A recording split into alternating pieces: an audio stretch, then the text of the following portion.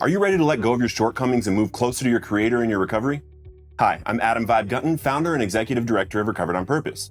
Today, we're diving into the 7th step of Alcoholics Anonymous, a pivotal step in the recovery process that focuses on humility and transformation.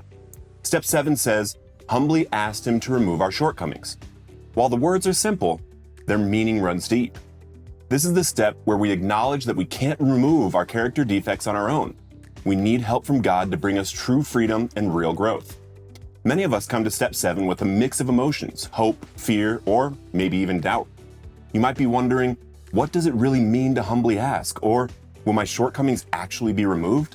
These are valid questions, and today we'll walk through what this step entails, why the step 7 prayer is so important, and how to apply it in your daily life. If you haven't yet, subscribe to our YouTube channel and let me know in the comments what your experience with this step has been. The true essence of step 7 is humility. By now, through working the first 6 steps, we've identified our character defects. We've faced them, written them down, and shared them with another person in step 5. Now, we're ready to let them go, but we are unable to by our own power. True humility comes from recognizing our need for help and asking for it with an open heart and an open mind, and a willingness to let go of these things we have held on to so strong for our lives.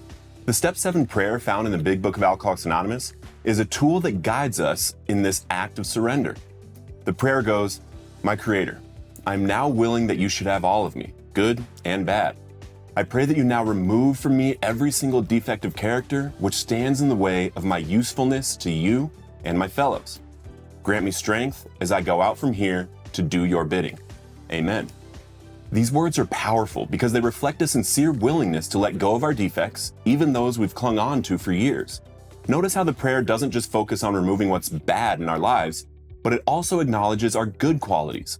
This is important because step 7 is not about self-rejection. It's about becoming the person God created us to be, free from the chains of our shortcomings and our selfish nature. When I work this step, I feel a deep sense of relief and hope.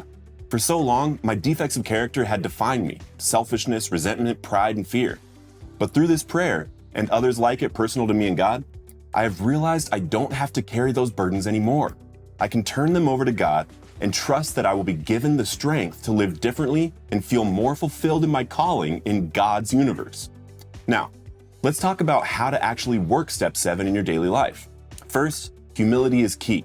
This doesn't mean thinking less of yourself, just thinking of yourself less, and recognizing your place in the bigger picture of the whole universe that doesn't actually have you in the center of it. It's about understanding that your shortcomings don't define you. You don't have to fix them alone, and you will feel lighter, happier, and freer without them. Second, use the Step 7 prayer regularly. It's not a one-time thing. Whenever you notice a character defect showing up, maybe it's anger, jealousy, or fear, pause and say the prayer. Ask God to remove it and replace it with something better, like patience, love, or courage. Over time, you'll notice these changes starting to happen. Third, practice willingness. Step 7 isn't about perfection, it's about progress. Be willing to let go of your defects, even if it's uncomfortable. Some of these shortcomings might feel like they're part of you or part of who you are, but they're not. They're just patterns you've picked up along the way, and you can release them with time and effort. Finally, focus on service. The Step 7 prayer asks for defects of character to be removed so we can be of more usefulness to others. Look for opportunities to help those around you, whether it's in recovery meetings, your family, or your community. Shameless plug, if you're looking for a service opportunity, send me an email at adam@recoveredonpurpose.org that you can find in the description of this video. We need some volunteers around the country. Service is one of the most effective ways to shift your focus away from yourself and onto the greater good. As you continue your journey in recovery, remember that Step 7 is a turning point. It's where you stop trying to control everything and start trusting the process. It's where you let go of the old you to make room for the person you are meant to be and are now becoming. And it's a step you can revisit anytime you feel stuck or overwhelmed. If you're working Step 7 right now, I encourage you to take it seriously, but don't overthink it. Surrender isn't about getting it perfect. It's about being willing. Say the prayer, trust God, and watch how your life begins to change. Thank you for joining me on this discussion on the 7th step of AA and Step 7 prayer.